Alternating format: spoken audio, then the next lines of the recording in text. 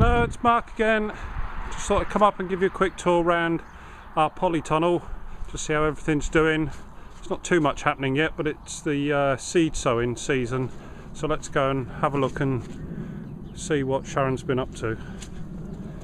In these two trays here, these are some onions that we've grown that hopefully this weekend I'll manage to get out in the garden. Some of them I'm going to put in containers as well, just for a bit of an experiment and see what happens. Blimey, it's warm in here. It's been sort of a bit of an off day today. It's been some minutes it's been lovely sunshine, next minute it's all damp. We've had hailstorms, rain. That's the beauty of the polytunnel. It doesn't really matter what the weather is. It's always quite nice in here. As you can see, the beds are relatively empty this time of year. As I say, it's the seed sowing season.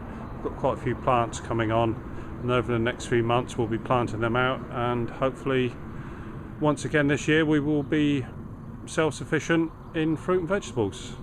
Lovely. This is some of the seeds that we sowed a few weeks or so ago now. They're coming on quite well. Up here we've got some courgette plants. They're doing quite nicely. In here, these ones just here, they're only small at the moment. This is some sun gold tomatoes. They're the little cherry tomato, they're lovely and sweet.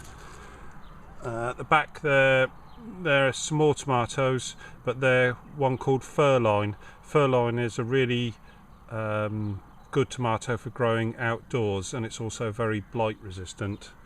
All these tomatoes here, actually some of these a friend of ours gave them to us. They're a money maker. They're just an ordinary salad tomato, and we've got a few beetroot there, a few flowers there. We've got some asters, calendulas, some more flowers here, hollyhocks and asters. We've got some lupins there.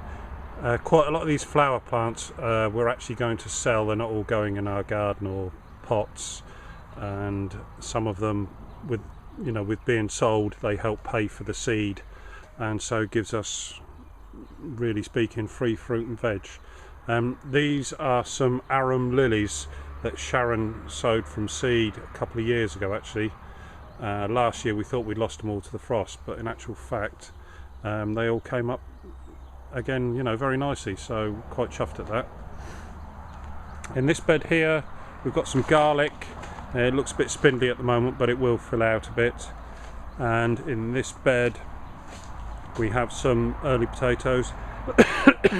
Excuse me. These are coming on quite nicely now. This is a variety, a very early variety. It's one of the older ones, not really that well known. It's one called Sharps Express. So they're all doing very nicely. And for all our buddies here, that I'm hopefully going to show how to grow things in containers. Even though we've got a big polytunnel, a big small holding, we still like to grow things in containers. And here you can see it's only a small pot. It's nothing more than a plastic bucket really. We've got 4 potato tubers in there. Again, they're Sharps Express.